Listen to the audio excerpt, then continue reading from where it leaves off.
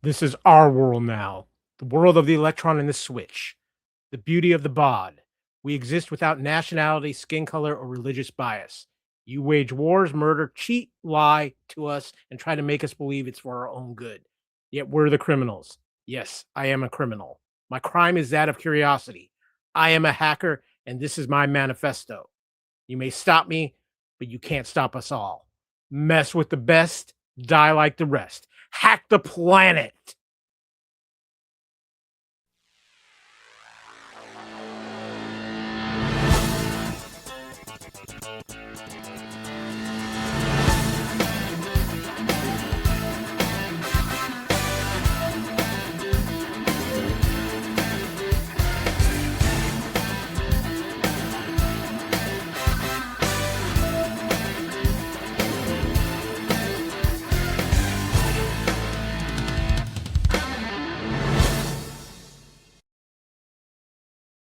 Welcome, all you hackers, to the latest edition of Couch Potato Theater here on the Fandom Podcast Network.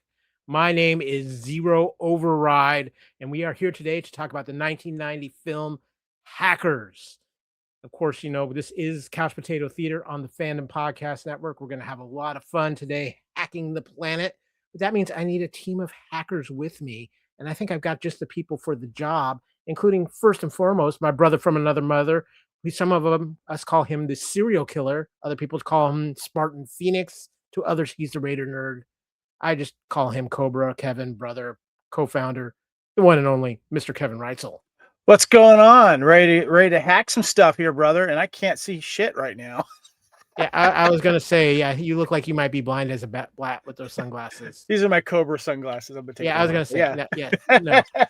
But good to be here. I'm excited. This is going to be a lot of fun, but you know what, Kevin? We had to pull out some very special people for this episode because we did. I needed elite. I don't know if I got that. But are we sure they're elite? You know, I don't know, but you know, we brought back a face that we haven't seen on the Fandom Podcast Network in some time, but we don't worry because he is immortal. He is the one and only Fight Monkey, Mr. Lee Fillings. Hack the planet, my friends. Hack the planet. How you doing? We are doing well.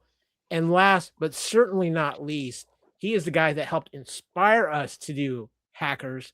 He requested this. It is the anniversary of Hackers, which 30 years. 30 years. I just blows my mind. But you know what? He's hacked a Gibson, and I'm not talking about the guitar. He is the only one and only Mr. Safety Third himself, Alex Autry. Yeah, I don't wear sunglasses indoors. That's probably a good call, but we have a group of elite hackers here to talk about a definitely unusual film, but a fun film all the while.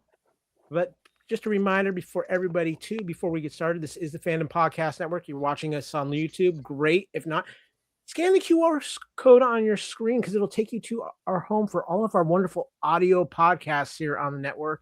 And we've got a lot of them, and we have a lot of fun here at the Fandom Podcast Network when we're not busy hacking the planet. But you know what? Hackers, a film that has a unique place in history, a film that has its own sense of style without a doubt, and a film that a lot of people have interesting thoughts about. And we're going to have a lot of fun talking about this movie.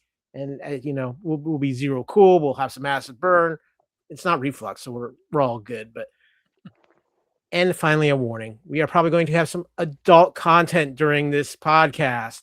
So if you have sensitive ears, you might want to come back a little later. But let's get to it and let's hack the planet. And let's start with hacking what's going on the network, Kevin, especially here on Couch Potato Theater. And we got. It is December as we're recording this, which means Christmas is right around the corner. And have you been working on your Ebenezer Scrooge, Kevin? I do that all year. I'm primed and ready to go. This is a Christmas classic, and I'm excited that we're going to be bringing this to the table for the Fandom Podcast Network. Yes, a Christmas classic, The Muppet Christmas Carol on Couch Potato Theater is our special Christmas film. Lee, Alex, you guys have some thoughts real quick on Muppet Christmas Carol as we get ready to do this record? Humbug. Yeah, that sounds about right. Alex? I'm just here for the food. Yeah, that sounds about right too. One of you is secretly the great Gonzo. I know it. But we have other things going on. And Kevin, you did a wonderful job. It is the holidays, so we got to talk about a holiday special. The Star Wars holiday special, Kevin. Yeah, this was something I've been wanting to do for a while since, especially since 2023, when a documentary called A Disturbance in the Force came out, discussing the history and how this happened, but more importantly, why it happened. And so we had our good friend David Lozano on from the Star Wars Stuff podcast, and we talked about the holiday special.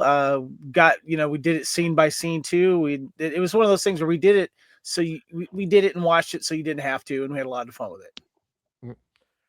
And of course, too, recently we put out one of our Fandom Podcast Network classics, re-releasing our great podcast with Christy Morris, where we covered Dread. We had a ton of fun with that podcast, one of our favorites of all time.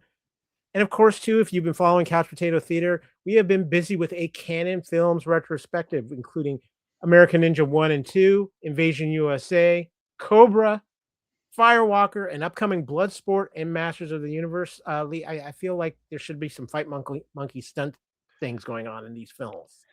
I'm happy to take part in that. I mean, there's a lot of love for these movies, even though, like, even by my standards, they're terrible choreography. And I do, independent film in Minnesota, but it's still way too much fun. And of course, these were the building blocks that led to the great movies that we're seeing now. So. Yeah. Well, Kevin, like we say on those, nothing screams 80s more than Canon Films. This is very true. And we've been proving that point. But guys, we are here to talk about Hackers, so let's get things going.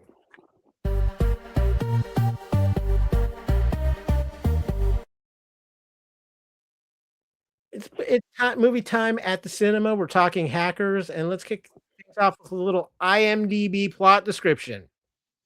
According to IMDb, teenage hackers discover a criminal conspiracy with plans to use a computer virus that will capsize 5 oil tankers. Now, IMDb kind of just skims the top of the water here with this description of Hackers, I think, guys. So I went to Wikipedia, got a little bit more of a description here for you. A young boy is arrested by the U.S. Secret Service for writing a computer virus and is banned from using a computer until his 18th birthday. Years later, he and his newfound friends discover a plot to unleash a dangerous computer virus, but they must use their computer skills to find the evidence while being pursued by the Secret Service and the evil computer genius behind the virus. Do you think that's a fairly good explanation there, Alex? I mean, yeah. I mean, they could have added a couple of extra things to it. For example, it is based on the novel Push by Sapphire, and that it's it is. Wiki should point out that it's a painfully dated technology. Yeah. Yes. So I think just a little bit there, Kevin. I think even you remember some of that technology with all the stuff. You might even have some of those computers still in your physical media collection.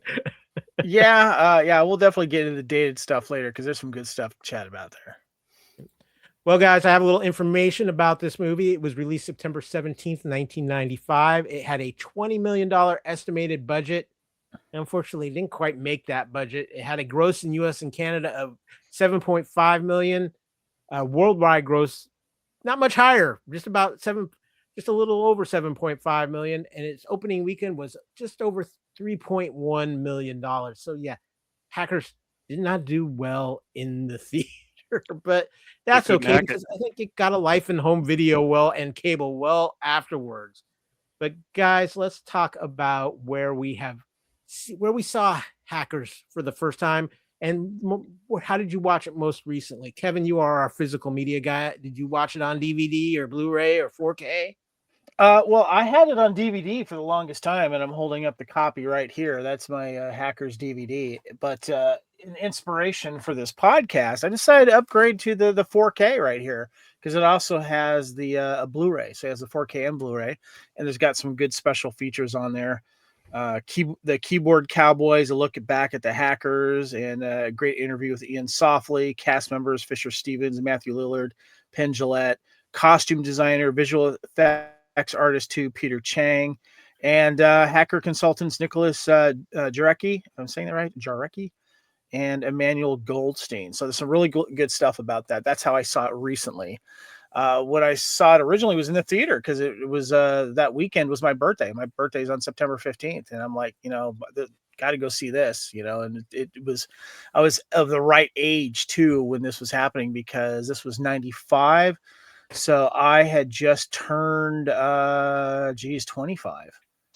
So I was like the prime audience for this type of stuff. And a lot of us were, some of us were having beepers, some of us were having early computers and stuff like that. So this tech stuff was, a big interest to all of us.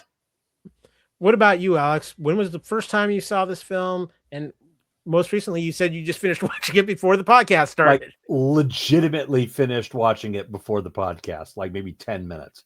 I saw it originally on home video.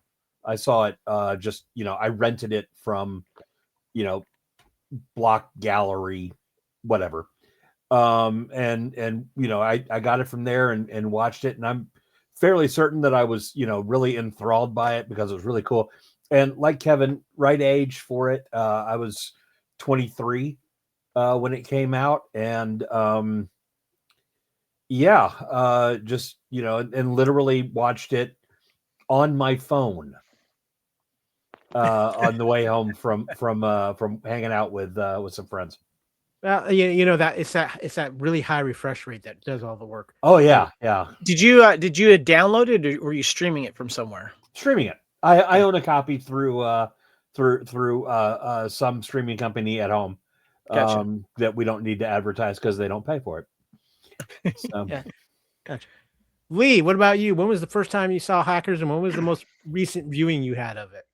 I saw it the day before release, or technically the day of release at midnight, because I helped put this print together back at the Cobblestone 9 Cinemas, part of the Carmike brand, back when they were still a thing in Des Moines, Iowa. This was that summer where I just became a huge movie nerd. Saw it.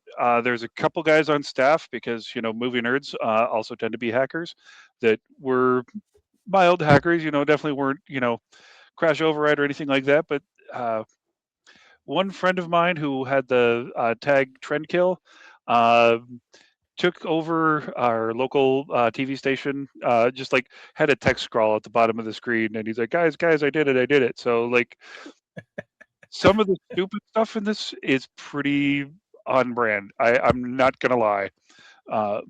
And then, saw it, loved it, had a blast, loved the soundtrack, and then ended up seeing it today on streaming as well. Oh, there you go, guys. So I think for me, the first time I saw this, it was actually on DVD rental while I was living in Alaska. Well, no, I just moved to Florida actually at that time.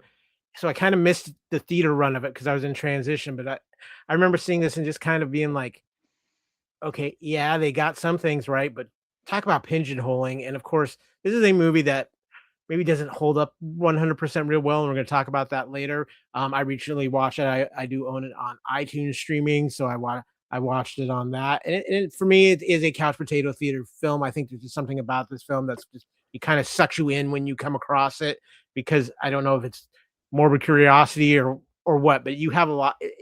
It's a very unique film, and I think it stands out really good because of that. And what's interesting, it is the 30th anniversary of this film, and I pulled up a article from Claire Lewis on Polygon talking about 30 years later, Hackers is the perfect hit of 90s nostalgia. Now, this movie, of course, 30 years ago was given to us by director Iain Softley, who unleashed it upon the world. And released on September 15th, 1995, Hacker stars Jonny Lee Miller as Dade, a talented hacker whose unlawful internet activities as a child got him banned from using a computer or touch-tone phone until his 18th birthday. With that ban finally lifted, he rediscovers the internet and falls in with a group of high school hackers as they uncover a massive criminal conspiracy. All hell immediately breaks loose. At one point, someone creates a virus that causes oil tankers to capsize. I'm not sure that's how boats work. In addition to the absolutely incredible internet handles, Ramon Phantom Freak Sanchez is probably my favorite. Hackers is unintentionally hilarious in so many other ways. Most of its more serious, tense scenes don't quite stand the test of time.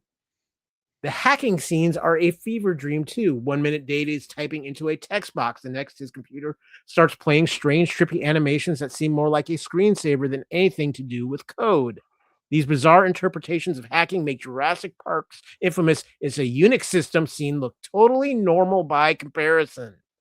Finally, it may not be perfectly accurate from a computer science perspective, but it scratches the nostalgia itch and captures the spirit of the era enough to make me yearn for a time when rollerblades were everywhere, and the worst thing an evil megacorp would want to do with your data is eat it. This is an actual plot point. Watching hackers is satisfying, like the sound of a VCR ejecting a VHS tape. What do you think, Kevin? Do you think that is accurate? Oh my! I could just listen to that sound over and over and over again, or a Laserdisc player tray opening and closing and playing the Laserdisc. It's great. What about you guys? It's been 30 years for Hackers. Alex, you've talked about it. This movie. Yeah. And what's funny, it kind of weirded me out just then when you were reading that article. It did not occur to me that Jurassic Park is older than this movie. Yeah. And I'm just like, well, isn't that interesting? Yeah, no, I was like, so yeah, this is a step above the it's a Unix system scene from Jurassic Park. Oh my god. Yeah, this movie did not age well. Yeah. No, well, that's the problem with doing any technological film of a time, because aging well does not. It was out of date by the time the movie was released. Pretty much, yeah. So, Lee, what about you? It's 30 years for Hackers. Is it holding up? In interesting ways, yes. In ways I don't think they expected. When they first go into the whatever the company's mainframe is, and they've got all the different terminals, is what they're calling them. While it is in completely no way realistic representation, it actually is a good visual way to describe what's called a Kubernetes sequence. And it's basically a type of compartmentalization. I work in IT security now, so I'm the the ringer on the team today. But it's of a time, and you could see that like they had some hacker advisors on there, but then you had the studio. And like there's some stuff that they get really right, but then they ruin it with all the visuals and having Penn Jillette as like a security guard for like the mainframe that doesn't actually do anything, have to bring somebody else in. Like, okay, no, if you're IT security, you're IT security, and you start dealing with that. You bring in the big guns, but you don't wait for them. But it's. I do wish we could go back to that fashion, though. That just had me feeling all sorts of nostalgic. I wish Oakleys were that cool again. Now they're kind of bland and boring, but boy, the 90s. Wait, are you ragging on my Oakleys right now? Yeah. No, those are old school, like Dennis Rodman Oakleys. I'm talking like the modern ones. Like, I mean, I've got a few pairs, I'm not going to lie, but like they're boring compared to like the Juliets, compared to, like the original E-frame, the original frog skins, like Oakleys, man, all the way. Loved it. Well, build your own. Yeah. Just for disclosure, I too work in IT. So yeah, there's a couple ringers here, but Kevin, what about you? It's been 30 years. We know you're an anniversary man when it comes to your movies. What do you think on Hackers 30 years later? We tend to use age badly and, stuff like that when we come back to this stuff. But I'm starting to turn the corner on this. Not necessarily, I don't think it necessarily means it's aged badly. It's just, it's a stamp in time that I remember where I was, and I remember where technology was at this time. And it's funny in the article you're talking about how the character Jonny Lee Miller's character Dade got him banned from using his computer and touch tone phones. How else did you call people?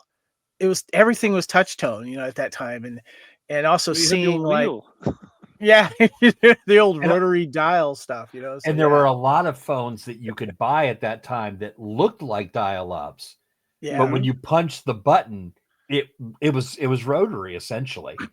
And And I remember the beepers were coming more into that. They just weren't used by businessmen and drug dealers, they were coming in everywhere. And I remember like one of my first jobs with Decipher, not first jobs, but when I first joined Decipher in '99, we had beepers. And then, whenever we got on road trips, we'd get little messages and have to call from a phone or something like that until we all got cell phones.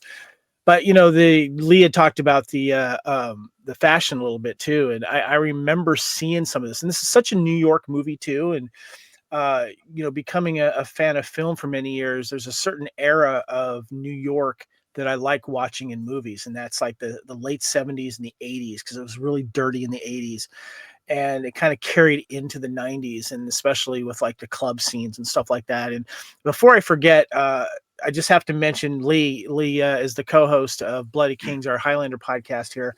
Lee, when you were watching Dade's leather jacket, did it remind you of another leather jacket? Oh yes, episode 1 of Highlander, when Richie Ryan was wearing that beautiful piece of leather. I think we even brought it up on one of the episodes once upon a time. So I was relatively pleased to see that. So. Yeah. So along with that, and the other thing we'll touch on too is the music in this film as well, something that also stands up. But we'll touch on that a little bit later. Well, guys, when the movie came out, people did have thoughts, and I've got a few of the interesting movie reviews that came out for this. Let's kick things off with our good friend Roger Ebert of the Chicago Sun-Times. This is an interesting review, I must say. The movie is well directed, written, and acted. And while it is no doubt true that in real life, no hacker could do what the characters in this movie do, it is no doubt equally true that what hackers can do would not make a very entertaining movie. Yeah, Raj, tech isn't your forte. I think hackers would do these kind of things. And yeah, hacking would make a very entertaining movie. Stephen Rea of the Philadelphia Inquirer, and Kevin, I think you'll like this one. Hackers isn't a very good movie, but it's a darn sight more fun than The Net. That last half is true, and the first half is not true. It is a good movie, which is why we're here. Maitland McDonough of TV Guide. Even if you bought DOS for Dummies, there's nothing in Hackers that will stretch your brain.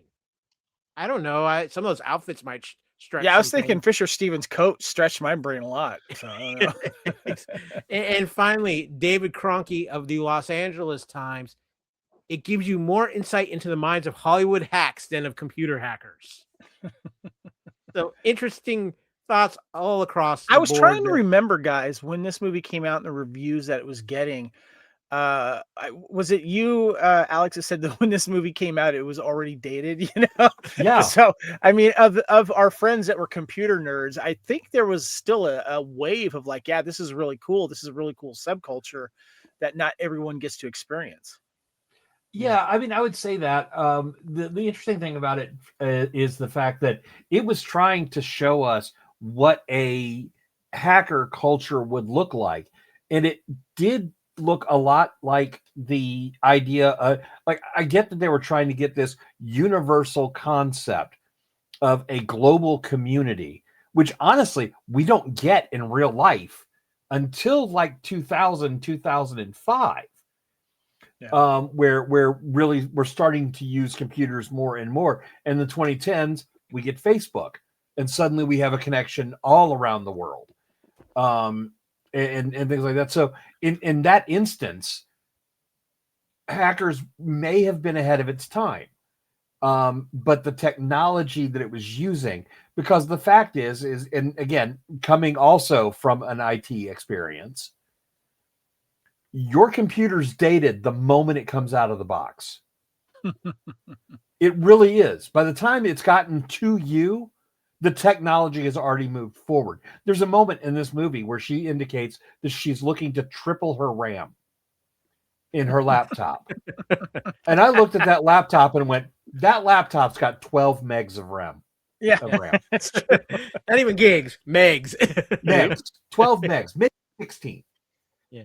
And I'm just like, I wound up working for CNN just shortly after this movie came out. And I remember upgrading the machines there, and the technology, the stuff that they were, indicating, where it's just like this cool, like delve into this Tron-esque style look, we were seeing in a lot of different films at that time. Movies like Strange Days, movies like that. And go ahead.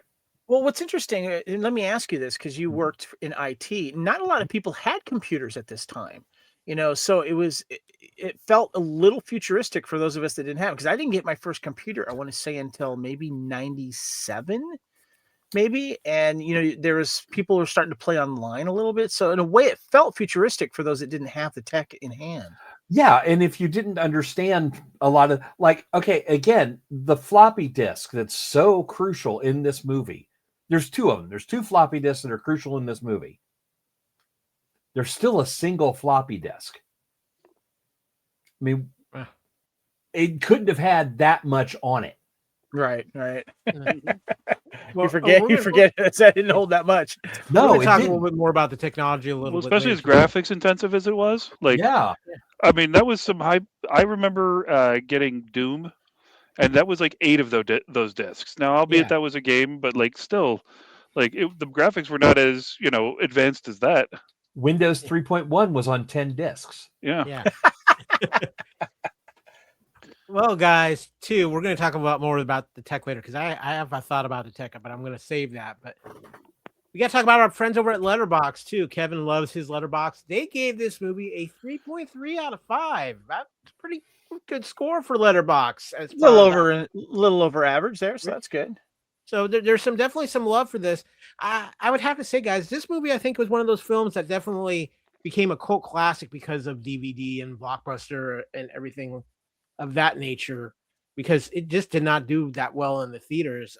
It got a lot of cable play. It was also a very curiosity thing when Angelina's stardom broke. And then people are like, "Oh, did you remember she was in Hackers?" Like, really? Yeah, you get to see a little bit of boobie. As opposed to just going to Girl Interrupted. Yeah. Or let's be honest, Gia. I think we all saw that one. Yeah. Gia, yes. Yeah. This movie definitely got the Angelina Jolie boost without question. Yeah. But guys, I do have some trivia for this movie too. In fact, Kevin, you want to help me out here with reading some of this trivia? Yeah, I'll go ahead and hit the first one here. The hacking sequences, the scenes where you see the inside of a computer, are mostly motion-controlled models, because director Iain Softley thought the actual computer graphics would look too artificial. Now, they talked about that in the 4K special that I got, where they basically built this 50 by 50 room and then used this forced perspective, but they had a bunch of those really tall, 6-foot computer core things, and then they would put these different graphics on it and then switch it around when the camera wasn't on it and they were on other ones. So that's all real physical props there, which is very cool. Well, this is for you music fans out there. The bearded hacker in London is David A. Stewart of Eurythmics. Let's just get half the Eurythmics in this movie real quick. Because they did shoot part of this film in London as well. So, you want to read number 3, Kevin? Yeah, Jonny Lee Miller and Angelina Jolie were married shortly after the making of this film, and then were divorced 4 years later. That happened a lot with Angelina Jolie. One of the great things about the 90s was, let's always cast people who are much older than they should be when they go into high school, because although they were playing high school students, Jonny Lee Miller was 23 at the time of filming, Angelina Jolie was 20, and Matthew Lillard was 25. Only Jesse Bradford really fit the bill, being 16 at the time. Bonus points go to Laurence Mason, who played Lord Nikon, who was 31 at the movie's release. Though Nikon has an apartment of his own, he is shown to be at least a few years older than the others in his peer group. 30-year-old Wendell Pierce plays the middle-aged Agent Gill. Now, Kevin, guys, this just happens to be randomly timeliness on this trivia, but according to Fisher Stevens, Quentin Tarantino was also considered for the role of the Plague. That might have changed his thoughts on Matthew Lillard, maybe?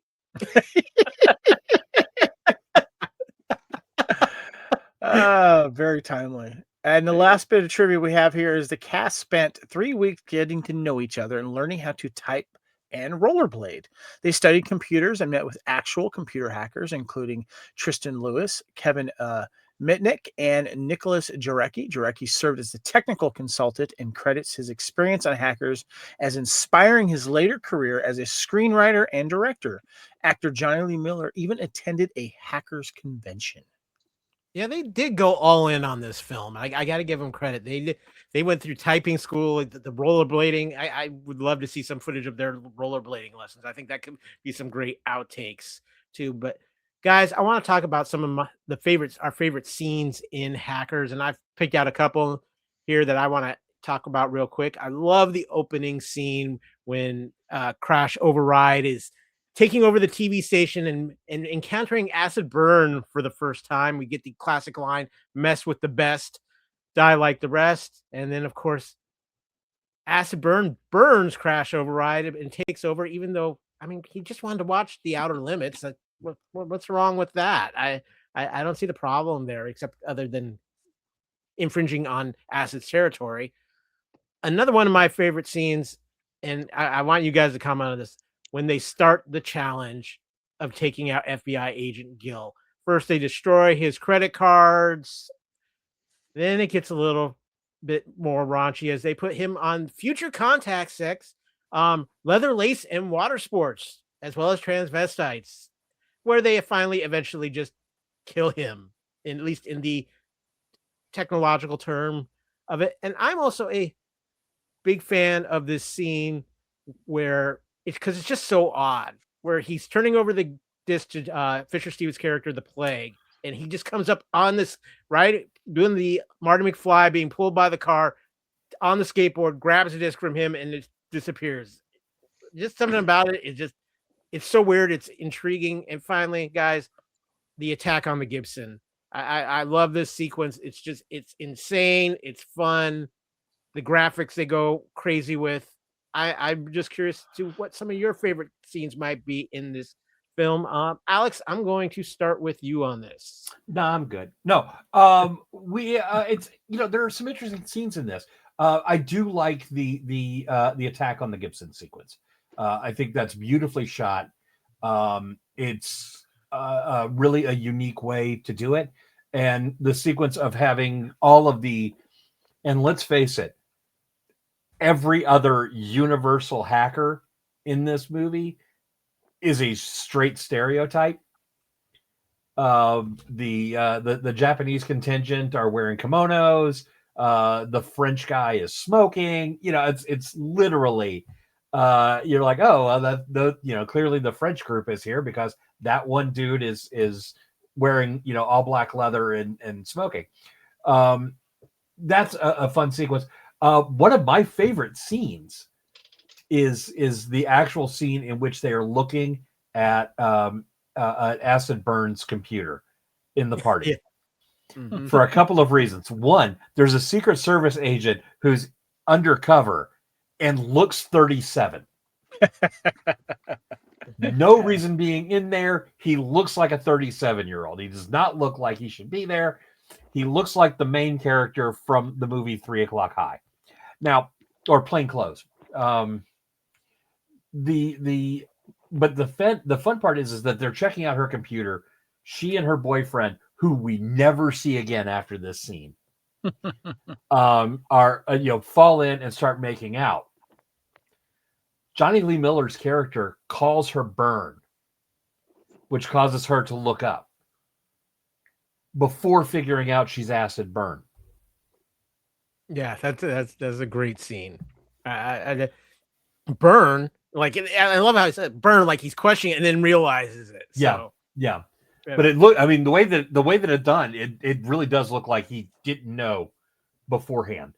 Yeah. And so it almost looks like it's a mistake in the film that was just left in. But Lee, what about you? I would just like to say one thing about the Fed at the party. Mm-hmm. Wonderfully played by Mark Anthony. But having been to a lot of those parties, there's always the creepy old dude that's just there for some reason. So, like, he doesn't exactly not fit in because that's, it's like, I'm going to hang out with teenagers because I'm still cool. I'm still with it. Yeah, but, I guess he's more the Matthew McConaughey from Dazed And technically, Confused. he was like the biggest star at that time because he was huge. For a guy with no lines. Yeah, I really like the scene where they go to the Foot's secret lair and play video games. 'Cause, Teenage Mutant Ninja Turtle vibes. I was getting them too, bro. you know, I thought that was just kind of fun. You know, you have a little bit of foreshadowing of Razor and Blade in there. You've got, you know, just the idea of the subculture having like their own hangout was kind of cool. Very New York of the '90s.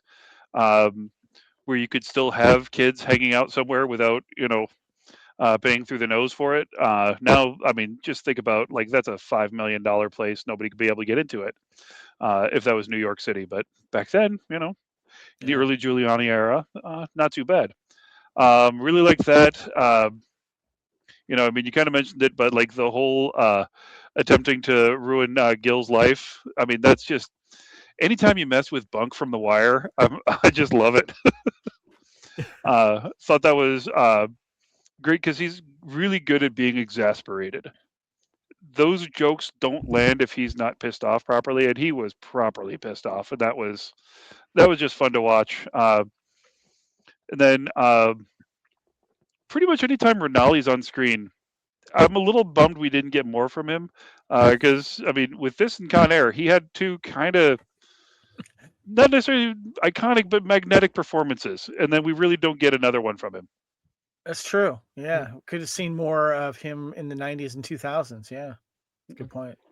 Kevin, what about you? What are some of your favorite scenes from Hackers? I liked when Jonny Lee Miller's character first enters high school and he's trying to find his way, and you know, and then he gets pranked and he gets locked outside with the other nerds.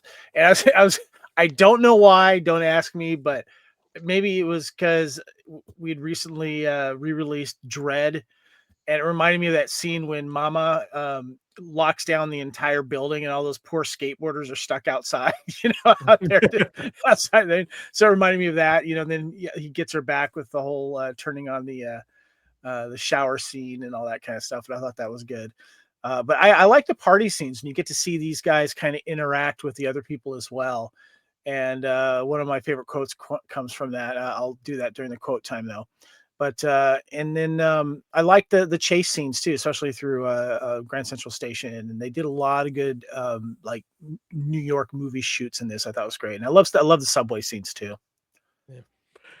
I just want to say too, one of my favorite shots in this film is when they're attacking the Gibson and they're all at Grand Central Station, and they built this set of going through each of the phone booths, and it's turning, and you see each one of them. And there's something really cool about that shot and how they set it up, and I thought it was pretty unique, and I really enjoyed that. But one thing about this movie too, oh yeah, Lee. Something that Kevin said reminded me, the whole pool on the roof thing, that was a joke that was kind of done earlier the same year, the Ninth Green at 9 and Happy Gilmore. You know, I mean, they're just hazing the new guy and he's getting wet in his fancy clothes. So well, guys, one thing about this movie too is that it is full of quotes. There's some great lines to quote out of this movie. A couple of them that, you know, obviously Hack the Planet, mess with the best, die like the rest. I like this one. Hold on, I gotta do this one, Kyle, before you start reading all of them. Okay. This is my favorite, and I've used. I remember quoting this for years. Oh, look at the pooper, man! Look at the pooper on her. Spandex is a privilege, not a right. The wise wisdom of serial killer. What about you, Alex? Any favorite quotes from this film? I don't know if it's a favorite quote, but it is one that it keeps stuck in my head forever. And that's cancer, brain, cancer. Talk to me. And it's just because, I mean, it's even when I first saw the movie and that line comes up, I'm like, oh, did they feed her that line and she had not read the script before? Because it comes off so badly. Yeah, that is true. Yeah. But yeah, that one sticks in my head. And serial killer quoting Corinthians. Yeah. It's just like, okay, sure, why not? So is this like the ultimate pickup line, or like, yeah, you're getting some later? Is I hope you don't screw like you type when Kate Oh, that's a says great line from Angelina Jolie in this one. What about you, Lee? Any quotes from this film? Well, I mean, we did say the adult content.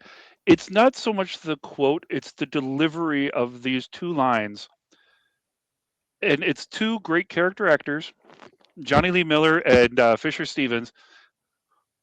Blow me, thank you. Like, I mean, blow me. Like, I mean, we all said that in the '90s. Like that was but the thank you makes that like it just sings. It is just a thing of beauty watching that scene. Like as I was watching it, I'm like, wait, why is he saying thank you? And why do I believe it? Like it's just a lesser pair of actors would not have been able to deliver that one as well. And I gotta say, for as much as boyfriend guy, I always Curtis. Mm-hmm. Well, if it isn't Leopard Boy and the Decepticons, Guys are one of my favorite lines I mean, too. that should have been the name of our group tonight. It might be before the podcast is over. All I right. have to give a couple other great lines I love from Matthew Lillard, Serial Killer. Him and Nikon have some great rapport. I love this one. Snoop onto them as they snoop onto us. And of course, we have just gotten a wake-up call from the Nintendo generation. So, yeah, some great lines from this film.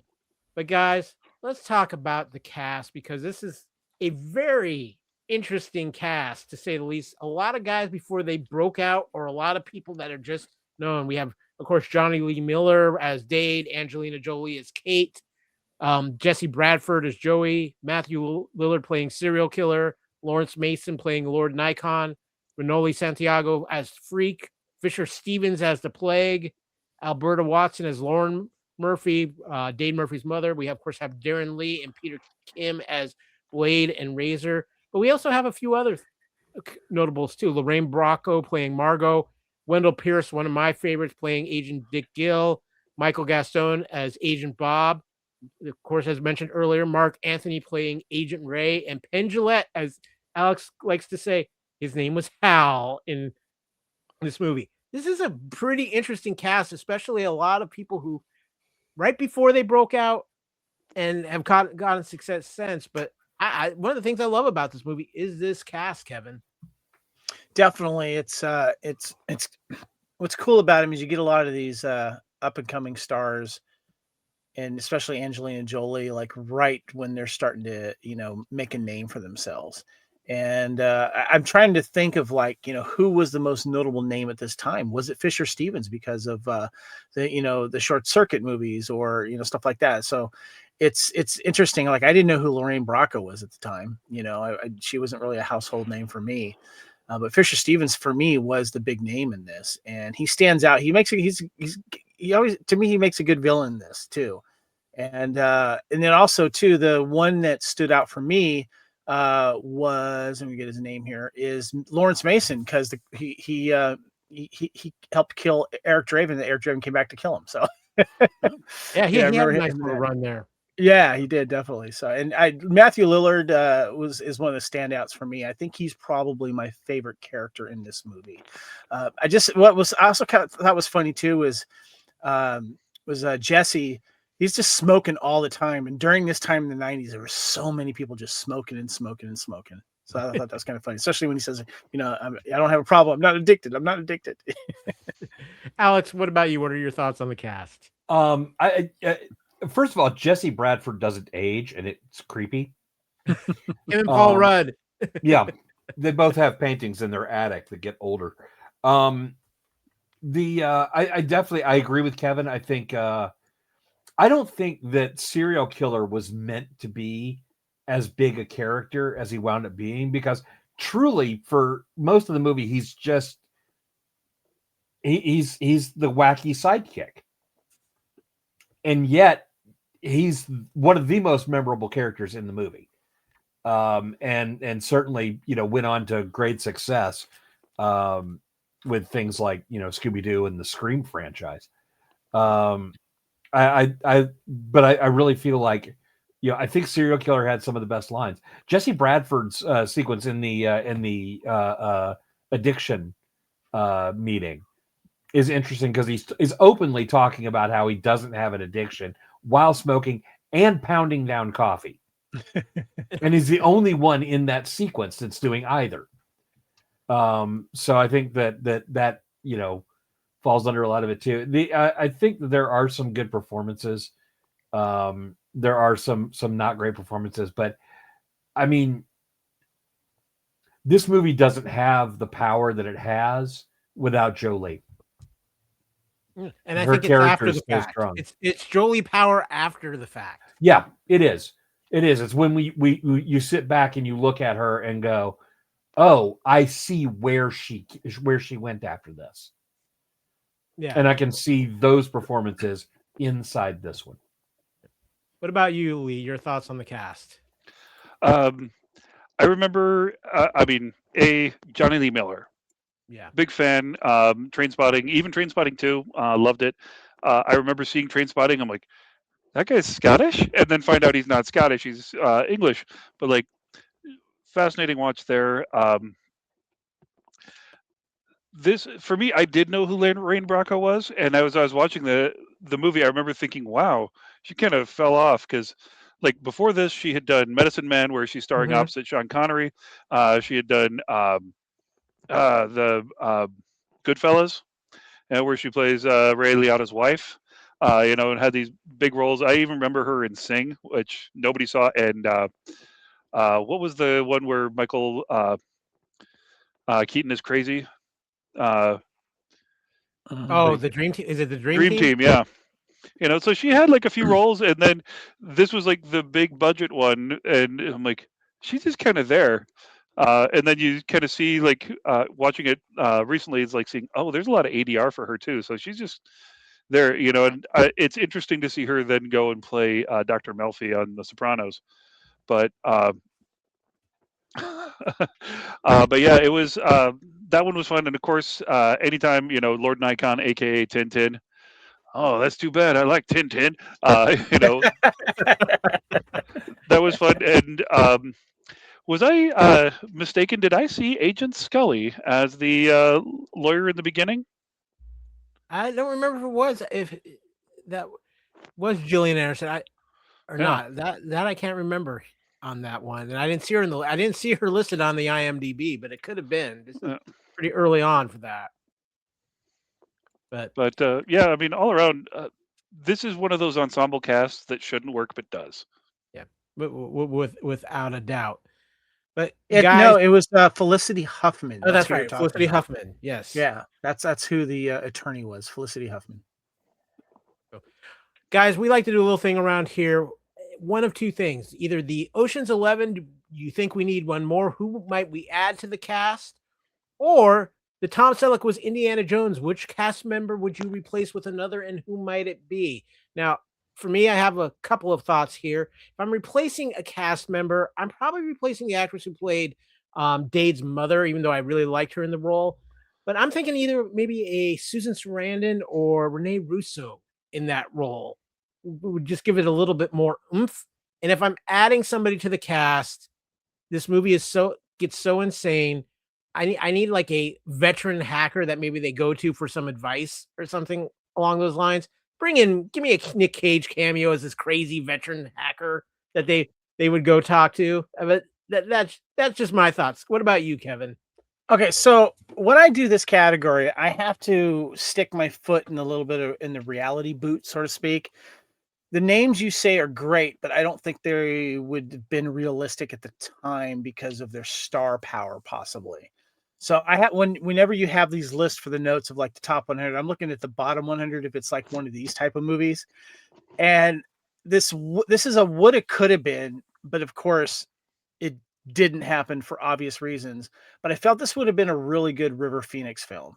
Unfortunately, he passed away just like a couple of years before this movie went into production, or maybe the year afterward.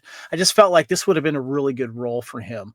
But I don't know about replacing someone, but I feel like it was missing another female hacker, and I thought it would have been a really good role to have a young Christina Ricci in there. Not have like a main role, like, because you obviously you don't want to pull any more camera scenes away from Angelina Jolie, but maybe someone that was this kind of cute little up and coming hacker that maybe Jesse Bradford's character maybe had a crush on. I think she would have been great in this movie, and just the right age too. What about you, Alex? Are you adding anybody or replacing anybody in this cast? I find that I actually found Kevin's concepts really interesting. I don't know that I would have put Ricci in that, because by that point she'd already done Casper, so she was already a big enough name. She had already done Mermaids. She'd already done a couple of things that I think would have had her as a high enough name that I think that they would have been forced to actually change up the script for her. But I think you could have pulled somebody maybe from the TGIF lineup and gotten one of the females from, like, maybe get Danielle Fishel in there as something, because super cute, yeah, very cute. But you could do a character with her that is very different from the character that she played as Topanga. I also feel that if you were doing a mentor hacker character, I think that's a Willem Dafoe. That's a good one. And Dafoe will do anything for $30. So I like that. We were missing the older hacker, the one that probably would have started in the 70s and early 80s, so yeah. Yeah, the hacker mentor, the guy that figured out how to break the international code using a comb and the file, the aluminum from chewing gum. Yeah. There you go. Lee, what about you? Anybody you would either add or replace in the cast? Here's what I would do. There are three people that I think would be good to add, one or all of them. Joe Pantoliano, Hugo Weaving, and Gloria Foster. Which one's Gloria Foster? The Oracle. Ah, okay. So you're this movie works as a prequel to The Matrix on so many different levels. And if we had Gloria Foster, there. Yeah, Gloria Foster or Hugo Weaving being in there, like the ground floor, like if Hugo Weaving played the Fisher Stevens role, I think we have a completely different level of seriousness and weirdness, because let's not forget, he was also in Priscilla, Queen of the Desert. But I think that I think Joey Pants would have been a better agent than Mark Anthony. Yeah, definitely. And he definitely is the kind of guy that would have been hanging out with a bunch of underage kids. But yeah, that's kind of who I'd go with. I think the main cast, you don't need to mess with it too much. But you're right, they did need some more ladies in there, not just the ones in wet t-shirts running through the hallway, because that's another scene I forgot to mention. Well, guys, I do have some interesting casting trivia too to add to this, because there was a few people who tried out for Angelina Jolie's role as Kate. Heather Graham, Hilary Swank, and Liv Tyler all auditioned for that role, and Katherine Heigl was approached as well, but she was in the middle of doing Under Siege 2: Dark Territory. Also, not sure what role he auditioned for, but Edward Norton auditioned for a role. I could easily see him as the Plague. Oh, totally. Yeah. Well, no, wait a minute. Hold on. If he's that young, he could have gone for maybe Lillard's character, maybe. That's the only thing I can think of at that age. Yeah. Is that he would have been going, because the lankiness, the bizarre performance of it. Well, he had just done the Richard Gere one, where he was on Primal Death Row. Fear. Yeah. Primal Fear, which honestly, to this day, his best role. Yeah. Yeah. Well, guys, one of the other things about hackers, let's talk about the fashion, because yeah, it's so hot right now. This movie that we've talked about it a little bit, it had its own unique style for fashion, spandex, leather, and whatever else they could throw on them. Everybody had a very unique look, to say the least, in Hackers, Alex. Yeah, it was called Hot Topic Clearance Section. I love Matthew Lillard's like long chain wallet or whatever it is he's got hanging there, and you heard it clinking while he was in the party and stuff. So yeah. Yep. As you can see, if you're watching on YouTube, you can see up on the screen Angelina Jolie. That dress she's wearing right now, that's the dress Lee and Kevin will both be wearing by the end of the podcast. I'm Not game. at the You same are, time. Lee. Let's do it. Yeah. Well, they talked about these costumes in the special features of the 4K with the costume designer, and they wanted to basically reflect what certain look that was happening in and around the club scene in New York. And they wanted each of these characters, even though they all have a lot of common goals with computers and hacking, they each wanted to have their own ideal and their own look and their own style and stuff like that. So, and it kind of reflected what they are, what they did. This photo of Jesse Bradford with those pants that are that rolled up. Yeah, those are probably about 3 sizes too long for him at least. Easily. He went in there and asked for waist 30 and a length of 60. Is Matthew Lillard really that tall? He is really he is tall. pretty tall. Yeah. But I still wouldn't mind stealing that jacket that Jonny Lee Miller had in this movie. I gotta say, I would wear everything that Jonny Lee Miller was wearing in this movie. It all looks comfy and kind of cool. Does that Just weird include the enough. red outfit from the dream sequence? Oh, that was the first one on the list, bud. Like, Okay, yeah, totally. okay. Yeah. Just double checking. But the other thing too about the costumes is the accessories that they had too. Whether it was the pagers or the backpacks, and then also too when Jonny Lee Miller, he rollerblades to school, and I remember everyone, strapping their rollerblades around their shoulder, and they even sold these like rollerblade straps and stuff like that. It was all part of it. It was all about the accessories. Yeah. There was one accessory I noticed that got reused oddly.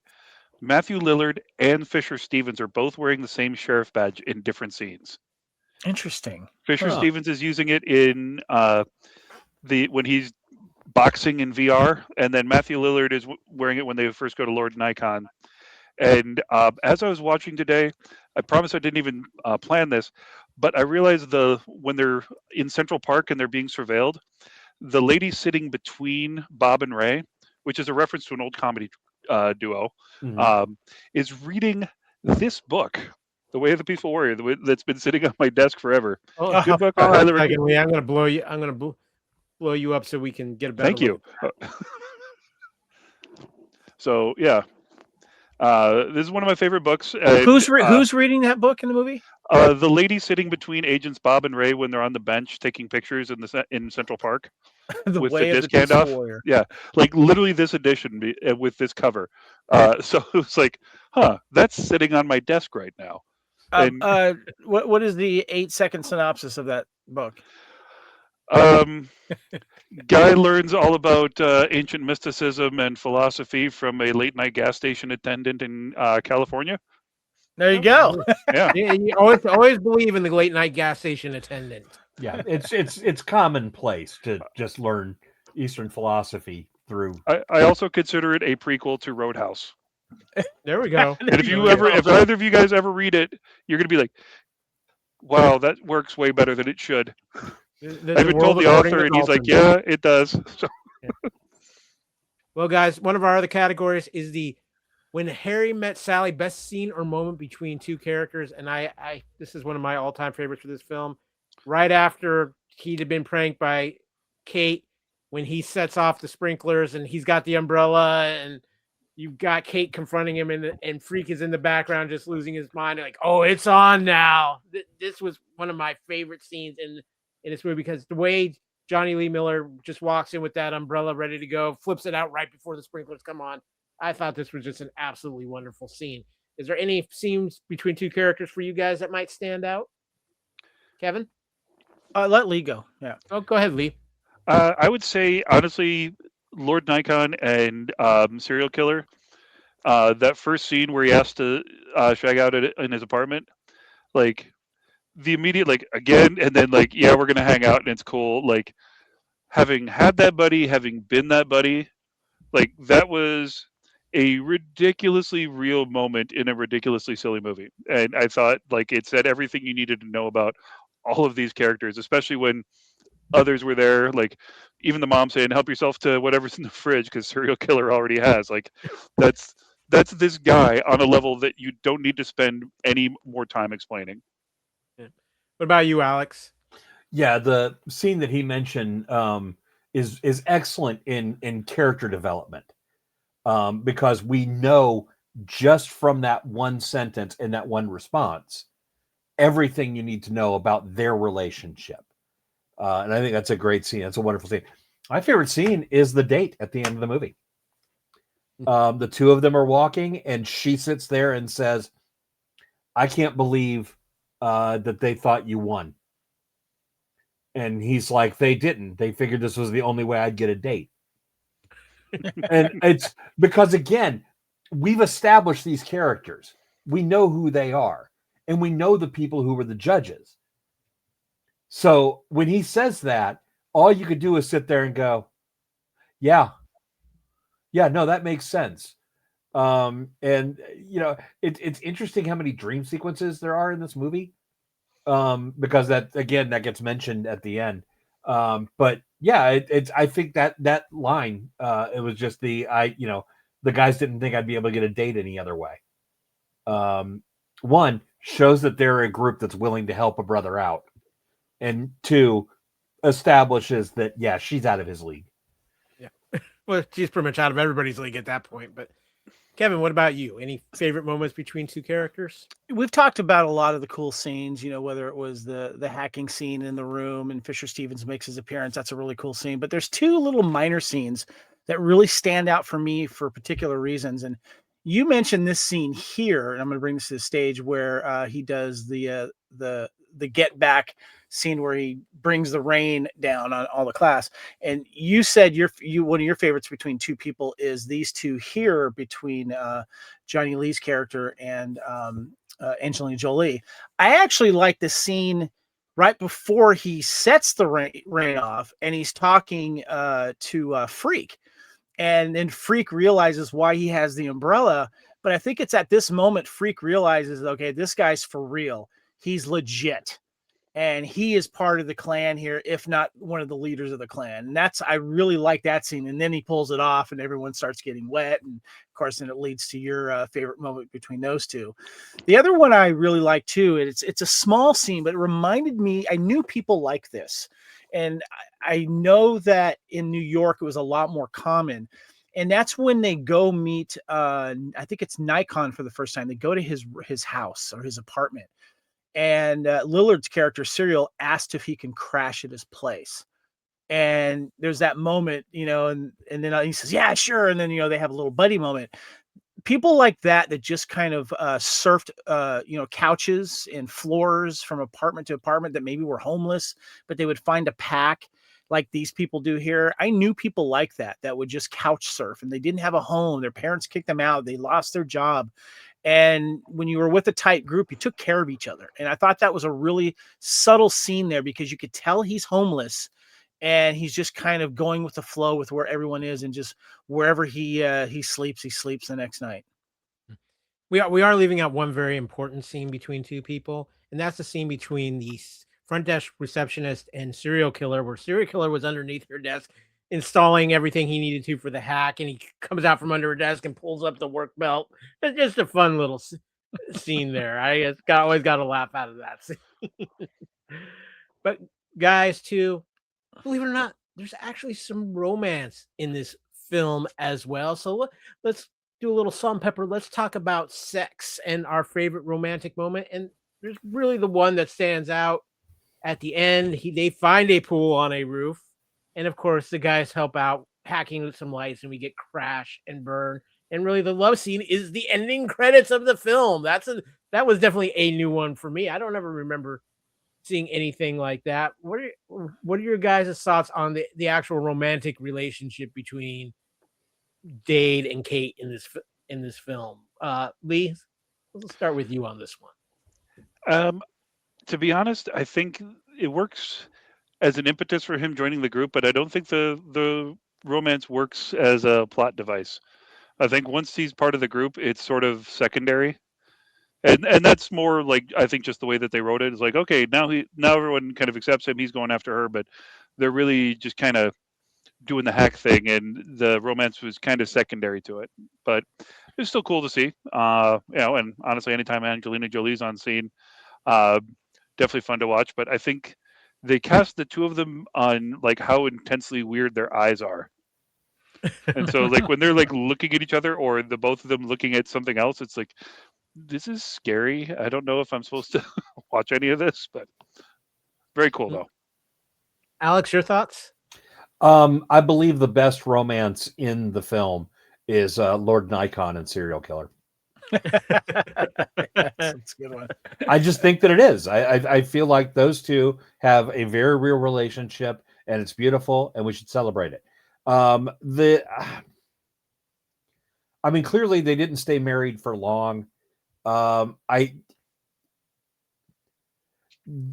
Angelina Jolie's character, Kate and Dade, and first of all, Dade is such a stupid name. The two of them act more like friends throughout. There is no romantic tension. There is hormonal tension from the dream sequences, but I don't really feel like you could have finished the movie without the love scene at the end during the closing credits, and it would not have changed the movie. Mr. Reitzel, you are a Hallmark man. These two fell in love and got married on set. Yeah, I'm surprised it lasted as long as it did, but I got to tell you, thinking about what Alex said though, I think there was some heat there, and I think it translated to the camera or to the movie as well. And I'm glad they ended up at the end because that's something you want to see in a movie like this where there's so much flirting going on, and there was reference to the dream sequence. He has one, but then the one that she has is where he's like in bed in that like latex, like, onesie swimsuit thing, and then he's like looking at it himself in the dream. And then she wakes up and she's all hot and horny. And what's the next scene? She is the locker room. There's a locker scene where she says, "Hey, I found an outfit that might fit you." And it's like a red bikini inside the locker. And he just kind of looks at it with like no emotion and just keeps, stone face walking. So I think that was a good scene there because it lets you know that between those two characters in front of the screen, we're definitely having some hots for each other. And it was obviously bleeding behind the scene. Yeah, very much. So I thought there was some interesting chemistry between them. I thought they played off of each other incredibly well. The banter back and forth, everything. Those two definitely had some chemistry between them. But guys, Lee, you brought this up a little bit earlier, and I agree with you on this aspect. The soundtracks, the Kenny Loggins or John Williams' best use of music or song in the movie. Well, this movie had a ton of music in it, so much so it inspired 3 soundtracks for Hackers to be released. The original Hackers 2 music from and inspired by the original motion picture Hackers, and a third one also inspired by it. And the thing is you look at this, and I'm going over some of the artists on this. You have a David Bowie song, but really these are a lot of club musicians or not really well known out there unless you're part of that culture. I think the most known popular name when I look at these soundtracks is Moby. But Lee, you commented about the music earlier, and so I want to get your thoughts on the music of Hackers. And you're muted. You're on mute, Lee. Sorry, I was coughing earlier. Didn't want to blow out anyone's eardrums. For whatever reason, 94 and 95 had the best soundtracks. Didn't even need to be a good movie, but they had great soundtracks. And I knew a bunch of guys that had these in their giant flip folio of CDs for the car.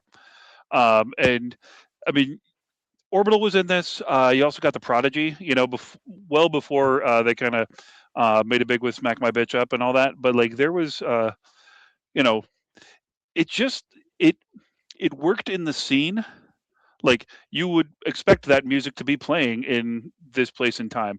It also worked for the movie as background music for what you're watching. And so like it was like organic to the scene, but it didn't necessarily need to be at any given time. So I thought that was kind of fun. And it was, the techno, electronica, house music. You mentioned earlier they were talking about how it was based a lot on the Scene Kids, and you really get that feeling too from the music. You know, uh, People enjoying certain herbal substances and bouncing around in dark rooms. Pac-Man style. I mean, that was 90s clubbing, man. If you weren't there, you don't even know. But like that was a vibe, as the kids say. Kevin, you are our music man. What are your thoughts on the Hackers score and soundtracks? Kind of iconic, actually, if you ask me, because it was very of its time. A lot of up and coming artists too, and some were kind of transitioning from previous iterations of the band as well, which I thought was kind of interesting. And what I mean by that was, oh god, what was the name of the band? Oh god, I just had it with me there. But I'm gonna mention the one song though, to me, that I can't believe it's like 30 years old and it's still a banger, and that's "Connected" by Stereo MC. That song is so when that song comes on the club, the radio, whatever, it has not aged for me. It's such a great sound, and it still does really, really, really, really well wherever it plays. The band that I'm talking about that started changing into a techno version of themselves is Underworld, because I actually saw Underworld when they first released the album Underneath the Radar. And they were kind of like this, not necessarily a hair band, but they were released during that late 80s time. And I remember them playing at a small club in my town. And it was literally like 4 or 5 of them being a band and playing a song. And then like the lead guy and maybe one other guy ended up kind of going into the techno and the dance pop thing and the club rave thing, and they took off from there too. And when I was watching the special features for this, they touched on the music. They weren't when the movie first released, like the record or the CD, I guess, wasn't ready yet, or like or they only had the one, but not all the songs represented. So then they rushed the other parts out to get the rest of the soundtracks out because the music made such an impact on the fandom. Alex, what about you? What techno were you listening to back in the 90s? I so wasn't. So I agree with the Stereo MCs. I thought that was a brilliant addition to this soundtrack. I will say this, and I'm in the minority, obviously. I don't feel like this is one of the definitive soundtracks of 94, 95. I think movies like Clerks, Empire Records, The Crow, even as much as I hate to admit, Johnny Mnemonic has a much stronger soundtrack than this one, in my opinion. And since this one's got 3 different soundtracks, maybe I'm wrong, but I just feel like that a lot of the music that plays in this movie doesn't hit with me, and it is what it is. I know it's a crucial part of the film. I know music is as much a character in a film as any actor. But this one is, with the exception of Stereo MCs being played at the party, the music really didn't hit me. Well, what's interesting about these soundtracks too is that in 2020, to celebrate the 25th anniversary of the film, it was released for the first time on vinyl in a 2-disc set, and a new soundtrack album by Maurice Sarabande was also released. So this just keeps producing soundtrack after soundtrack after soundtrack. But I think the music definitely is reflective of this culture and of the time, and I think it does fit very well. But guys, up next, the conversation is about to get really interesting, because are you sure that wasn't real? Best special effects scene, and this also falls under the cringeworthy moments of the film, because let's talk about the effects in Hackers. And this, if you want to talk about a point where a movie is showing dated outside of the technology, it's a little bit of the effects here, especially inside the computer world, how they tried to make it real. And they played up on like the Tron feel of it. You see in the one photo, if you're watching on YouTube, you've got Fisher Stevens skateboarding through all of the Gibson towers and everything of that nature. Just the world they created. I think they were definitely trying to do something. I just don't think it has held up that well over time, considering where we see things in technology now. Alex, I'm going to go back to you to start things off. What are your feelings as far as the effects used in this film? So, overall, the effects are fairly fine for a 1994 movie. There are some great visual shots in this, like seeing the computer code on the other side of the sunglasses where they're typing. I think the sequence where this shot right here where they're going into to try to find the garbage file in the Gibson. And you just see all these like codes and everything swirling. From a visual perspective, that's a great shot. I don't know that the super highway or the super city that we saw is as big. I don't think it holds up, especially when the fact that we had seen supercomputers in other movies. Including films like Sneakers, in which it's just a big computer. There's your River Phoenix too. There's your River Phoenix. Yep. So cattle mutilations are up. I think there are times when you can do that and do it as something that is supposed to feel futuristic and ahead of the time. And unfortunately, I don't think that landed. But I do like the keyboard that they were using. Yeah, the big flat. Yeah, that was a lot of fun. Kevin, what about you? How are you feeling about the effects on your rewatch, especially when we consider the Great Da Vinci virus? That was good stuff right there. It's funny. The stuff that feels dated to me are the computer graphics. But when you guys talk about, the Gibson room, is that what you call the big the supercomputer, the Gibson. Or when they the flyover cityscape is actually turned into the computer grid and stuff.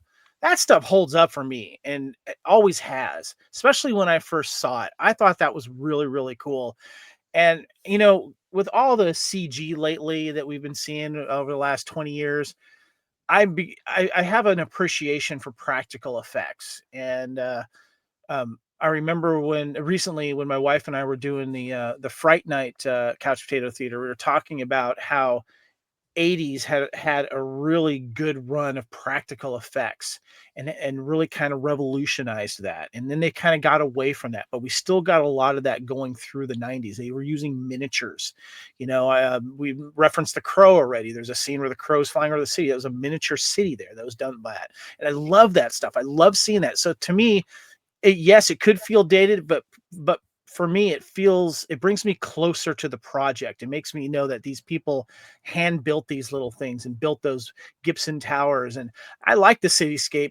Yes, it felt a little Tron-y, but I was fine with that. And to me, it did feel a little futuristic at the time when I was watching that. And when I'm watching this movie, I'm brought back to that time and wowed by that, because this technology that they're using to hack and do all this stuff felt real to me, because people were doing it. It was a thing. And even though I didn't have the technology in hand, I knew people that did and were doing fun stuff with it, and I remember it was like the biggest thing in the world where I finally got my first computer and I got online, and other than trying to find porn, the first thing I was doing was playing World of Warcraft or Warcraft. Was it Warcraft 2? I think it was, where you have to dial the line up and connect with your buddy. But then when someone called you, you were fucked. I will say that to jump on to that, I do think that the Gibson sequence and the whole major city, the metropolitanness of the whole setup of it was very Tron inspired, because it does have that same vibe, and I think as an homage, it's a nice touch. Lee, what about your thoughts on the way the graphics and effects hold up now? I do like that transition from the cityscape into the circuit boards and then into the Gibson world. I think that even if it's not a good representation of how computers work, it is an interesting representation of how the place that they take in our lives. And like, when I'm doing some planning for next year in our department, and we keep on talking about architecture. We're not talking about programming. We're talking about architecture. We're talking about building out systems like this. And when you're setting up Kubernetes and when you're setting up pipelines, like you're kind of there's this thing called the Visdix, and the map outs look like this, but just 2-dimensional. So like it's not that far off. The thing that bugs me, and anyone who has ever had a computer or a television or anything like that knows that the image on screen doesn't play on your face. It never has, it never will. But like every time they're on screen and it's like a little bit dark, that light is shining on their face. Whatever is on their screen is like playing on them. Like that doesn't happen. Even like, well, when Jonny Lee Miller's in his first hack, like you see it playing across his face. Now, when it's reflecting in his eyeglasses, that's fine. But like when it's like just spread on his face. Also, they've got calculus symbols in there, and those aren't in the ASCII code. So none of those symbols would have meant anything in a computer file, especially in '95. So It's hashtag a nerd Unix wisdom. system. Yeah, yeah. I know Well, this. guys, one of the other great things about Hackers was some of the locations that they filmed at, and one of the places was the school they filmed at, which was, of course, the Stuyvesant High School and the surrounding areas in the Tribeca, Battery Park City, and East Village neighborhoods of Manhattan during the period of 1994. In several exterior scenes, the viewer can see the World Financial Center. Many scenes included real school seniors as extras. And of course, the other place that was very used in this film was the interior scenes for the Cyberdella nightclub were filmed at the disused Brentford Public Baths on the outskirts of London. Producer Ralph Winter noted, "We never knew why, but the pool was designated an historic landmark, so great care had to be taken not to damage anything and to return it to its original state. The exterior set was filmed in downtown Manhattan." That's one of the things, Kevin, you brought this up earlier, was the aspect of what the locations, especially all of the New York locations.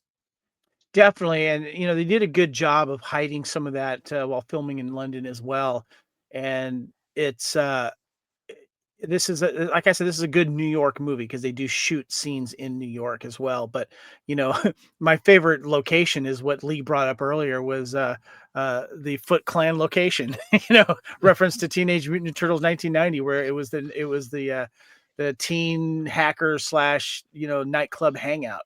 And whenever you saw these in films, and we didn't have places like that growing up where I am. We just had these other little small places that we'd go to. And this looked like so much fun to hang out with. You got people of all types, and no matter, what, sex, race, whatever, it was great because everyone mingled and had a good time. And I felt like that was a good location that showcased that.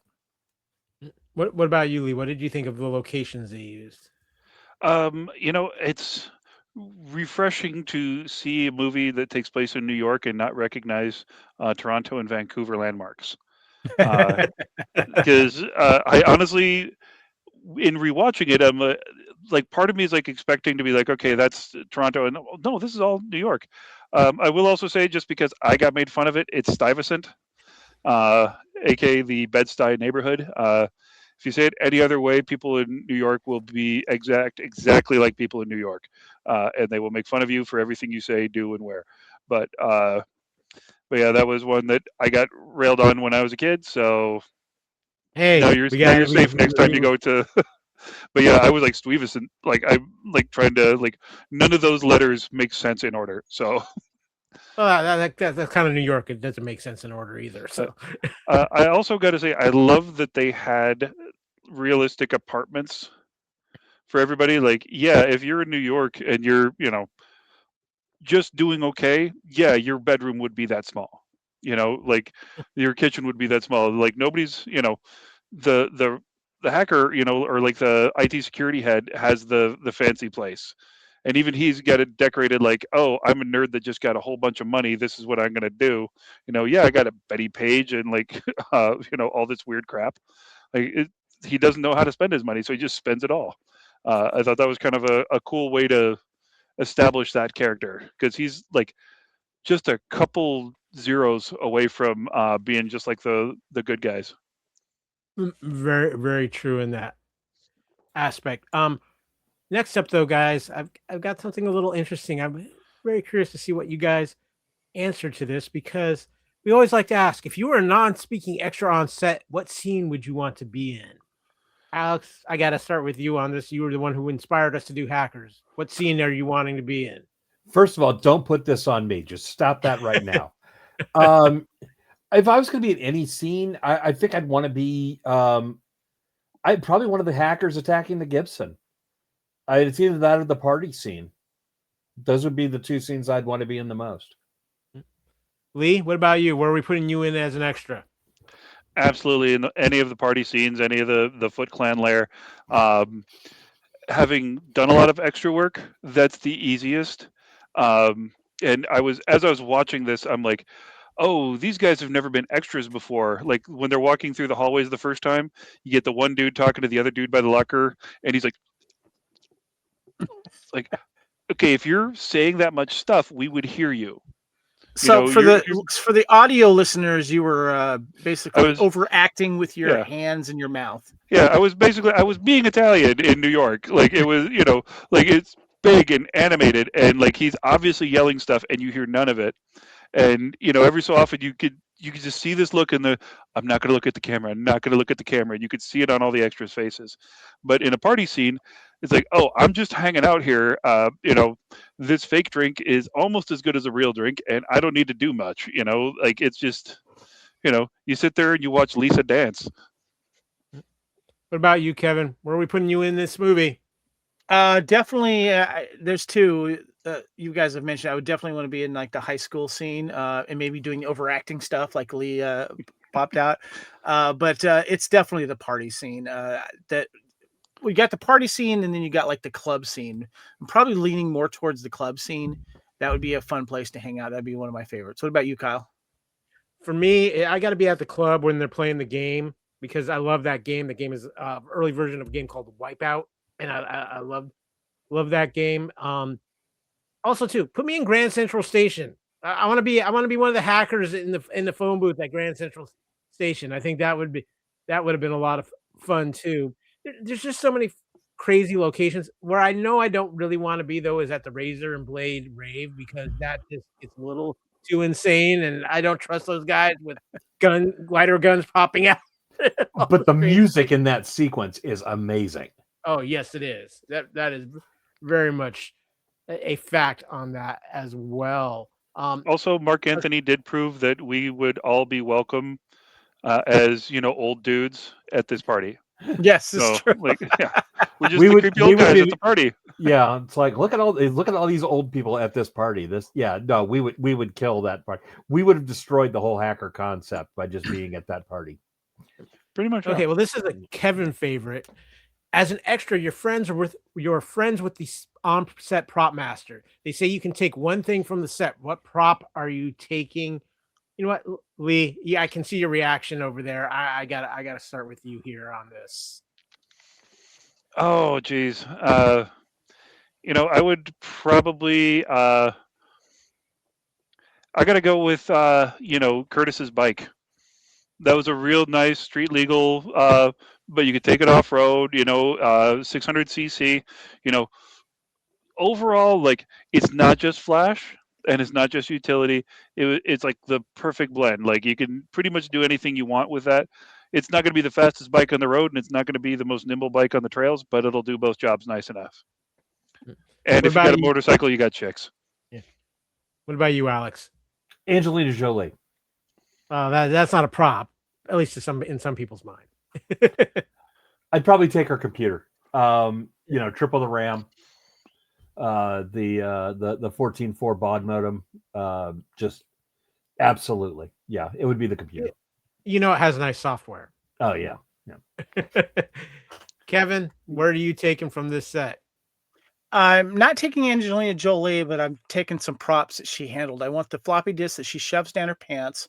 I want the condom that she buys in the machine in the men's bathroom.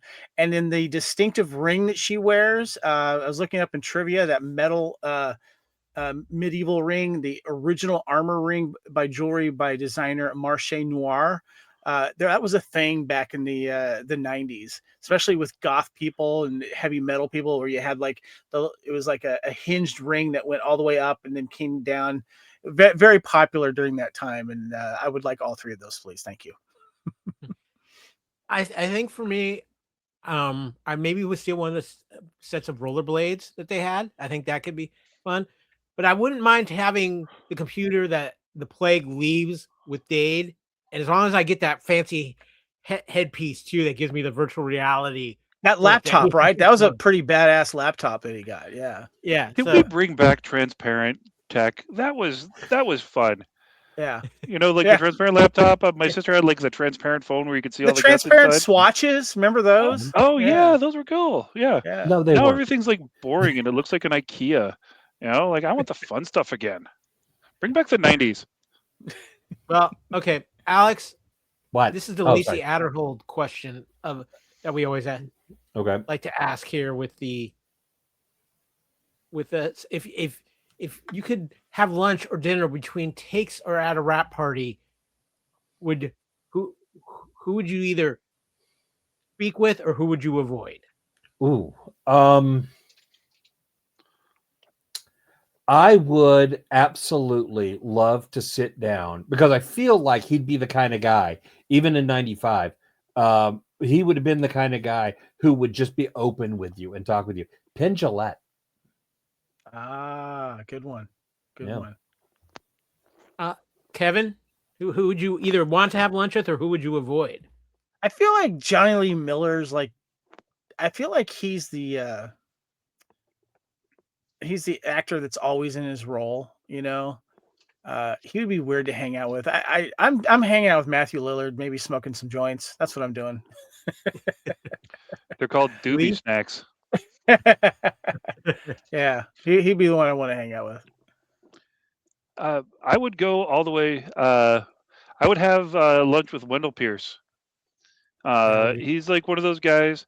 He's always good, you know, as an actor. Like I appreciate anyone that can have a career that goes from then to now. I mean, that's 30 years, you know, and you know he's gotten bigger and better roles. You know, I mean, he was Bunk on The Wire, which was just iconic. He's always working too. He's just like in everything. He's great in the new Jack Ryan Ryan show on Amazon. He was great on Suits. He was the princess's dad. I'm forgetting her name, but just he's always good. He always has like some nuance to his roles. You know, like he doesn't always just bring the same thing every time. He always has something fun with it. And you know, I'd say like for all the changes they made to the Jack Ryan lore, I really do like his Jim Greer. I like what they did with it, and I think he was a good successor to James Earl Jones in that role. I think for me, I'm kind of agreeing with Kevin. I think Matthew Lillard would be a very fun hang. I might actually avoid Angelina because this is kind of a scary period of Angelina Jolie that's out there. She's not quite fully into where she was with Billy Bob, but there's still some kind of scary stuff with Angelina. I think I'd much rather hang with Angelina around Mr. and Mrs. Smith time. Just my personal preference there too. But I think Matthew Lillard would be a blast to hang out with. If I could actually hang out with Serial Killer and Lord and Icon for a night in there at their place, that would be a crazy fun hang too. I gotta add Lorraine Bracco to that list. You know she's got the hookup on good restaurants. That's true.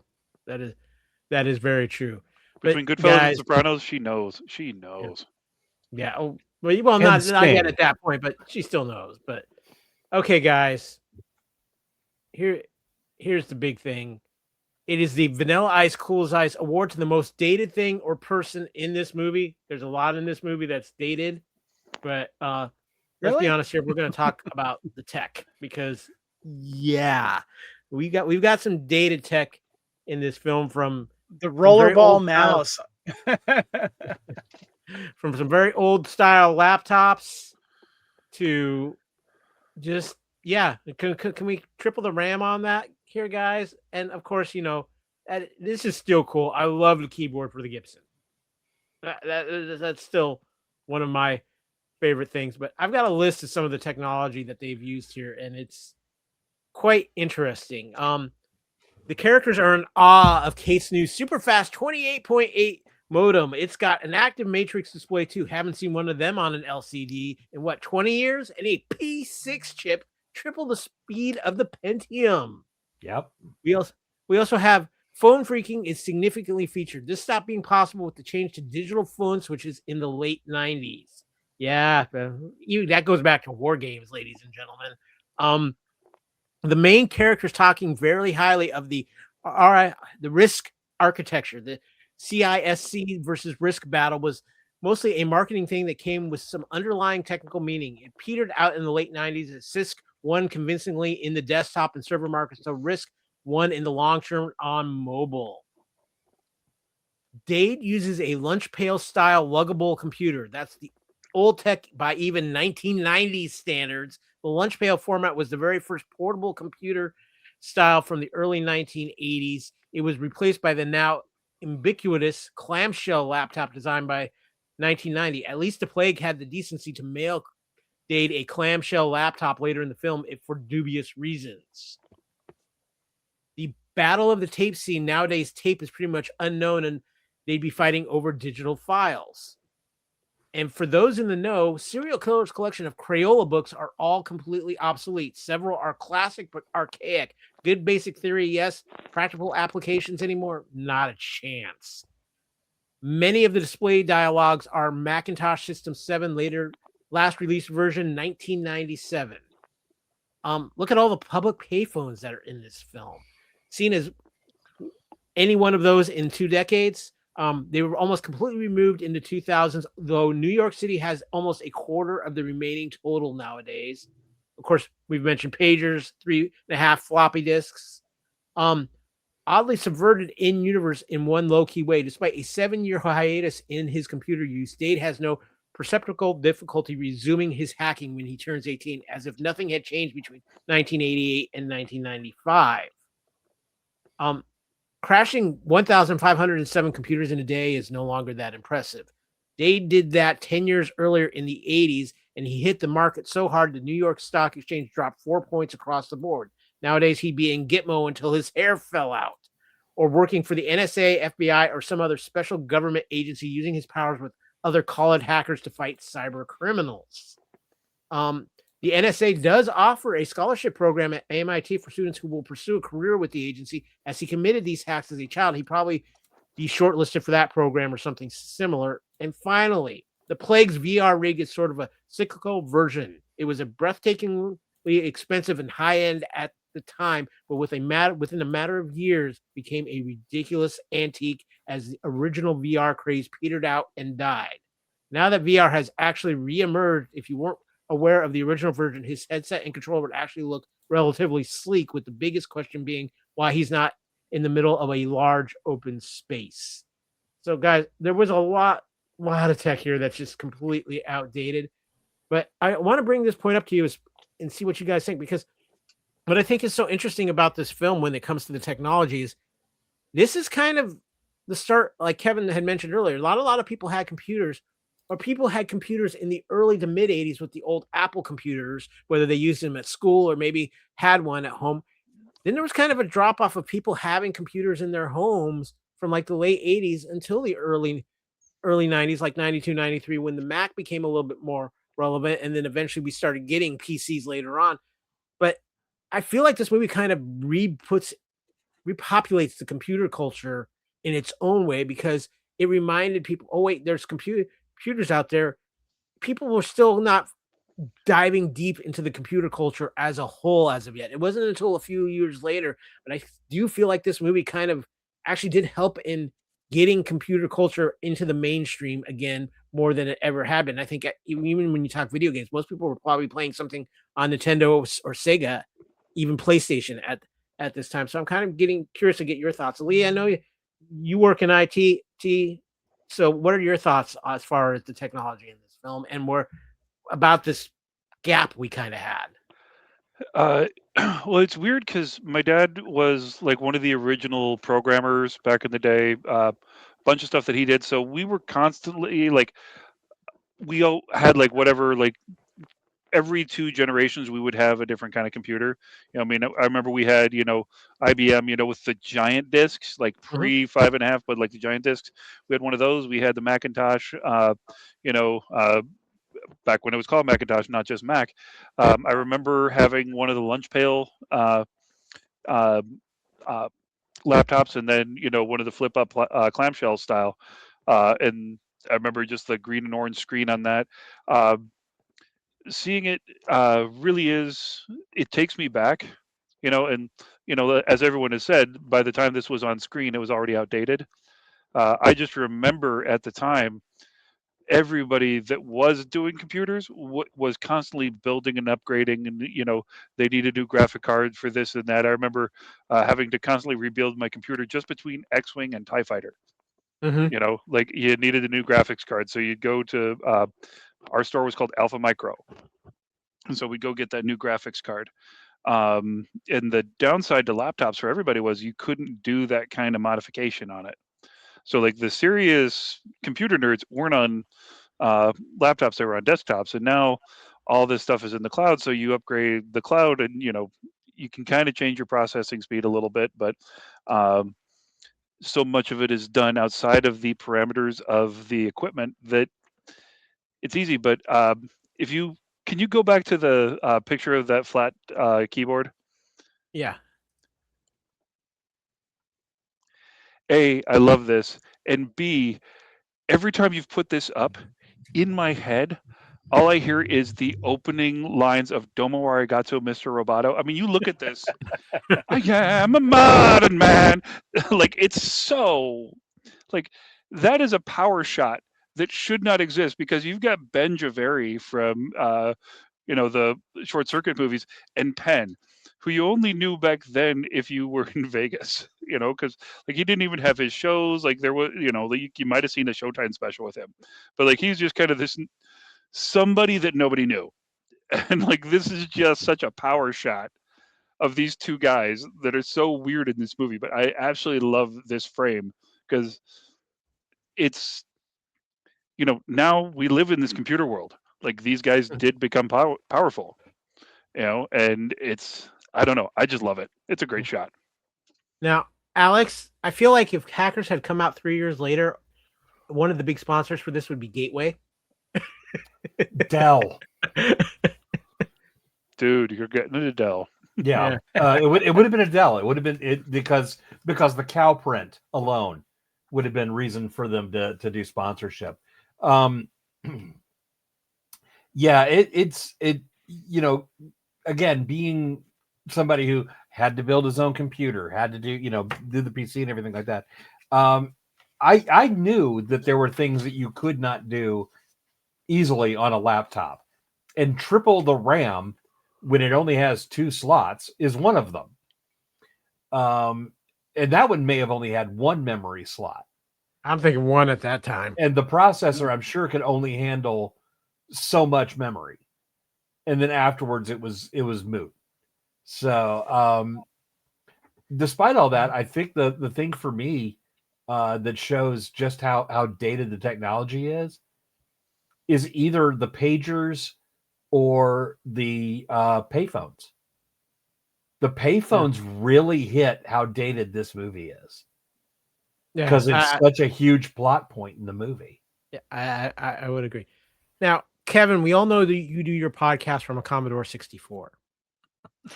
It's funny you bring that up, Kyle, because I misspoke earlier in the podcast when I said I didn't get my first computer until 95, 96, or whatever it was. I actually had a Commodore 64 that was gifted to me for Christmas from my grandparents, but I only used it for, I stuck an Atari, one joystick controller into it, and I had a tiny, like 12-inch screen black and white TV, and I just played floppy disk games from it. I had a friend of mine that was able to, bootleg and copy some games like Pitfall and other games and stuff like that. And that's all I did, really. And then I didn't use it. And I still have it. I still have that in the original computer it came with. But it wasn't until like 96, 97, I think, was when I got my first computer, because I was able to hook it up to the internet and play online, and then start to actually use it for typing stuff out and early, printers and stuff like that. But I think Alex hit the nail on the head when it comes to pagers and payphones. That's what really dates this, and it's like how many young kids nowadays can even use any of that stuff or know what it is. And it's funny now whenever you come across a payphone, it's like a selfie time. Like, oh, I got to take a picture in front of one of these. And I remember when a couple of years ago when my wife and I went to London, and a lot of those old police or phone boxes, the famous red phone boxes, are now turned into like little places to post up I don't know, concerts and stuff that's happening in theaters, or they become like little tiny libraries and stuff like that, But when it comes to the tech that's dated, obviously all of it's dated, but it's such a nostalgic vibe when you see it, though, especially those laptops and with the little rollerball mouses on them and stuff like that. So yeah. I would have to say for me, it's the 3.5 floppy disk. Oh yeah. I mean, you don't even get CD-ROMs in a computer anymore. Yeah. So yeah, there's a whole generation. You show them one of those discs, they will have no idea what it even is, and it's the save icon. Yeah, basically, it's the save icon. That's right. Yeah. This was a real thing. What? But yeah, so they're still actually being produced. Are they? Yeah. The Navy has so much equipment that they can't upgrade because it's like the whole Aegis system is based on 3.5-inch discs. So there is a company that's still doing that, and they're keeping that software evergreen. They're making a lot of money on that to keep old tech, but it's also kind of unhackable at this point. Yeah, I remember when I got a zip drive, and I thought, "Oh my god, all the space I have now." Well, guys, as we start to wrap things up here, one thing that we always like to ask is, does anybody have is this the Apex Mountain King of the World moment for anybody in this film? Is this film like their moment here? I'm going to say, as far as any of the cast, no. This might be Apex Mountain for pagers and payphones, though. I think we can possibly agree on that, but I can't even call it the Apex Mountain for hackers because I think it's the Matrix. What are your thoughts? Lee, does anybody have their Apex Mountain moment in this film? Or, I mean, I think Lord Nikon, because he never really had a role quite this great again. I mean, he did a couple things in Daredevil, but not in a necessarily recognizable way. Like, this is one where, like, who he is, because everyone who went to see this had gone to see The Crow. Like, there was, the Venn diagram was just one circle on this, let's be honest. But I think he really had that moment. And I got to say, going back, you were talking about the dueling tapes. That's probably the last hurrah of Betamax switching technology. Unless you count the Imperial Data Center on Scarif, because that's about as close as we ever got to something like that again. Yeah. Alex, what about you? Any King of the World moments for anybody or anything in this film? I really don't think so. I don't feel like. You know what? It may have been the peak for Jonny Lee Miller as far as film goes. I mean, he's great on television, but I don't remember. I feel like this movie was set up to make him the next thing, and he was not. So I would have Sick Boy in Trainspotting was a pretty big role. Again, but Trainspotting was before this, though, right? It was the next year. Next year. Okay. I thought it was before this. But... Okay. So, but Kevin, so if it was after, then no, not even that. Kevin, any King of the World things for you? Yeah, I got to give it to Fisher Stevens because I feel like after this time, because obviously, he's been in Short Circuit 1 and 2, and he's been in My Science Project. He started in '84, really where I noticed him with Flamingo Kid. And before he does this movie, he's in Super Mario Brothers, so which is a huge guilty pleasure movie for me. I freaking love that movie. And I feel like, other than maybe his maybe his spot in Friends in 95 and this also Hackers in 95. I'm looking at his rest of his IMDb. He just kind of becomes, I'm just going to hit every TV episode going forward. But I feel like this was probably his last big hurrah. And this was his king of the world moment, I think. I was always a fan of him in Mystery Date as the delivery driver. Ah, yes. Yeah. Too. Oh.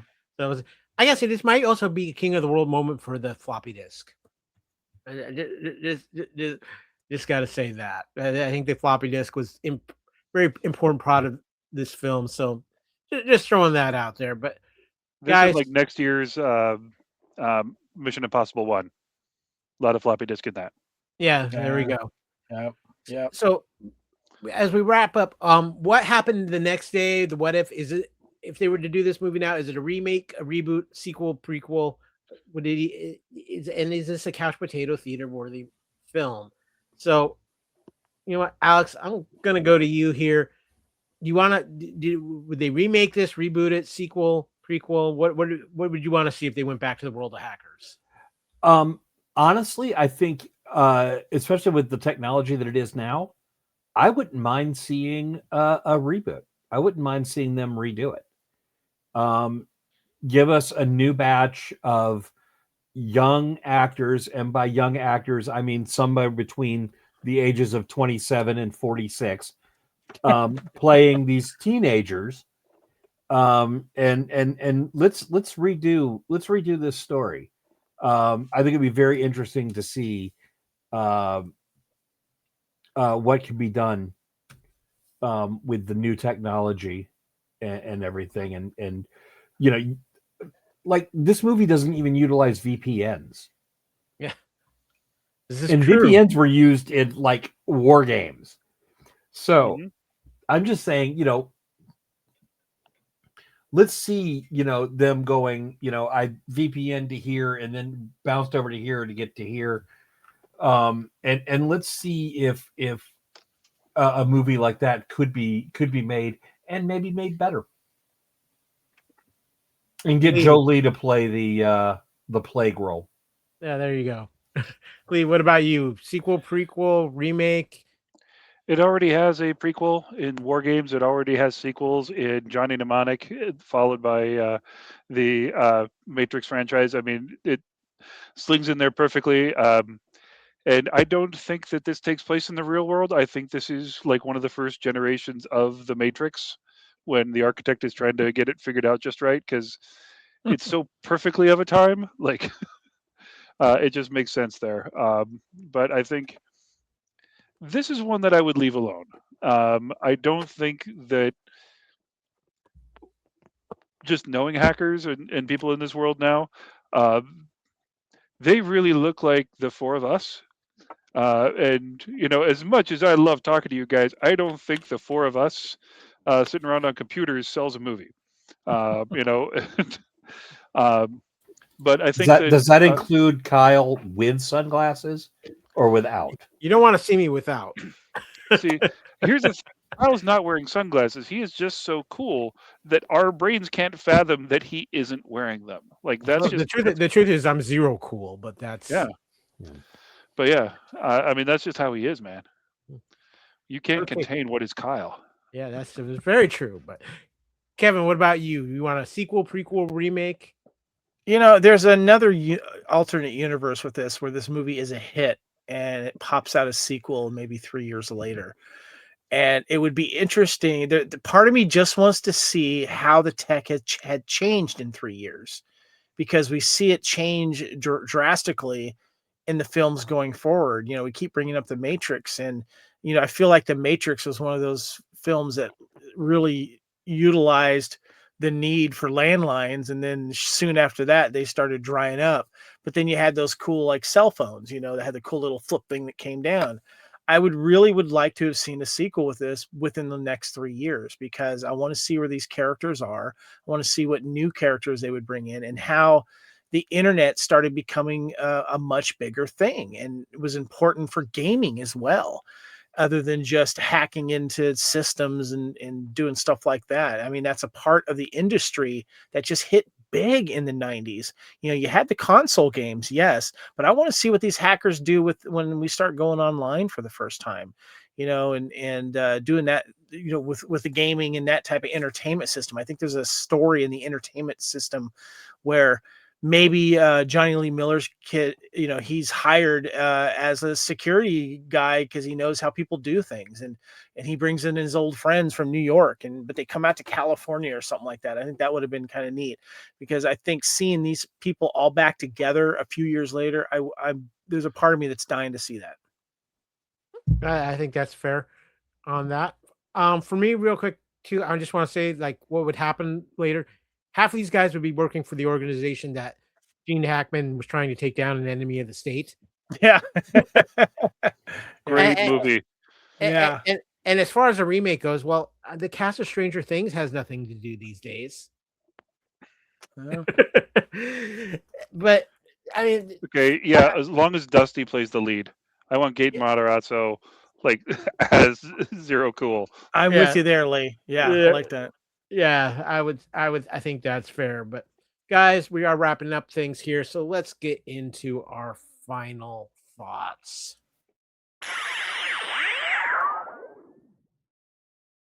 Hey, before you go any further, Alex said something in the private chat here. Let us not forget Strange Days, which came out with 95 as well, if I remember correctly.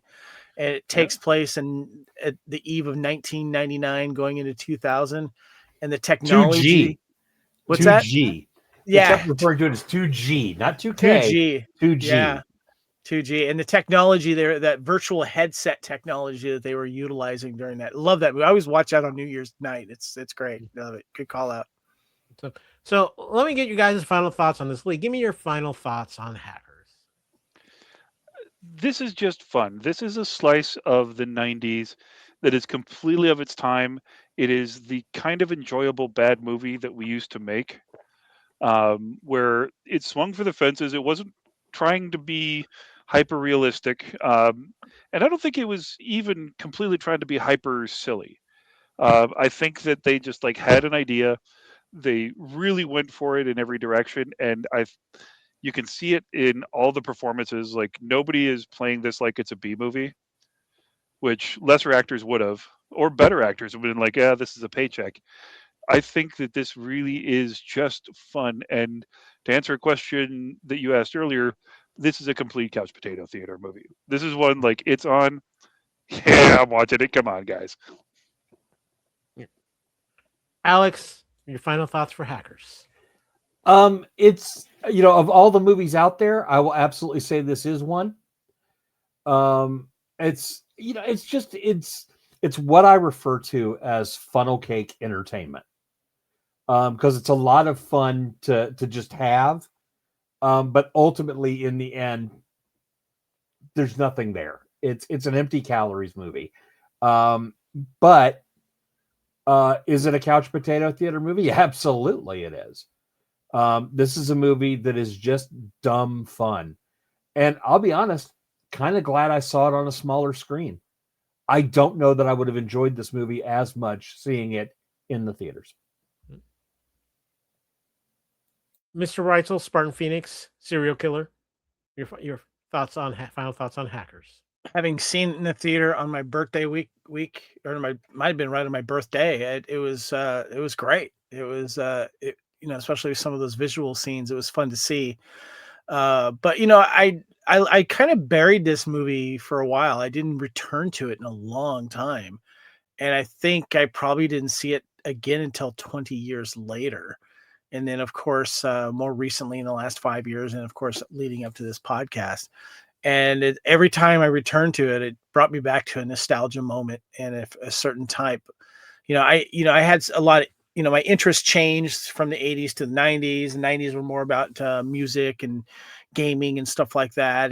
But the technology thing was something I was always on the tail of, because I had friends of mine that were much more astute when it came to technology and computers and stuff. And so I kind of envied what they were doing. And I was kind of riding the coattails of my friends. And then I was kind of the last one to get a computer among my group.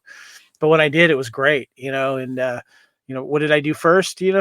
Was playing Warcraft and doing all that fun stuff. And then that carried over into the late 90s and the early 2000s, especially when I got involved in the gaming industry. But yes, this movie's it's not a great movie, but boy, it is so 90s. And I love it when you return to a movie that just takes you back to a certain time and it lets you know what was important to people at the time, especially when technology was changing drastically at the time. So yeah, those are my thoughts. For me, Hackers is a movie that I've always thoroughly enjoyed. I am a bit of a tech head. I love my computers. I love playing around with it. I love being in that world. This movie is so representative of the time frame, and I'm even willing to go this far. We watch a movie in the 80s, we just roll with the technology because we know it's the 80s. We watch the movies in 2000s, technology really starts taking a change. The 1990s are one of the weirdest decades for technology because it was happening so fast, and it was happening in ways that our world was changing, and we were trying to understand what was going on with the technology. By the end of the 90s, we're headlong into the internet. Computers evolved, and that technology evolved so quick through the 90s, whether you're talking computers, gaming systems, cell phones, everything. It was so drastic, and I don't think there's any film that uses technology in the 90s that gives a full representation of how technology was in the 90s. With the 80s, it didn't evolve as fast. And I think Hackers is a great movie to show that represents that, because the technology in some ways feels 80s dated, but it also feels like, okay, yeah, we're on the cusp of something at the time this comes out, but it's moved so fast, so quick that Hackers just feels completely out of date and out of touch with what we know as technology now. But the aspect of it is, as far as a couch potato theater movie, this is an absolutely fun movie that you can jump in at any time. It's a phenomenal cast.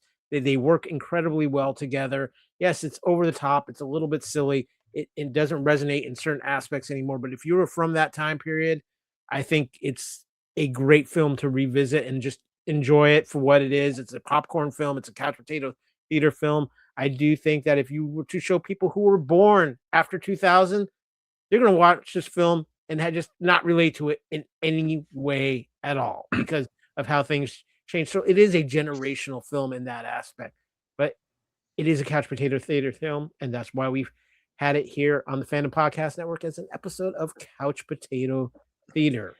And speaking of which, I want to thank all of my elite podcasters here for joining me to talk about Hackers and its 30th anniversary. This has been a lot of fun, guys. I feel like we've hacked the podcast, shall we say. So with that, let's just remind you where you can find on this podcast and so many other great things here on the Fandom Podcast Network. Of course, you have been watching Couch Potato Theater here on the Fandom Podcast Network. We try to feed your ears with all kinds of wonderful podcasts.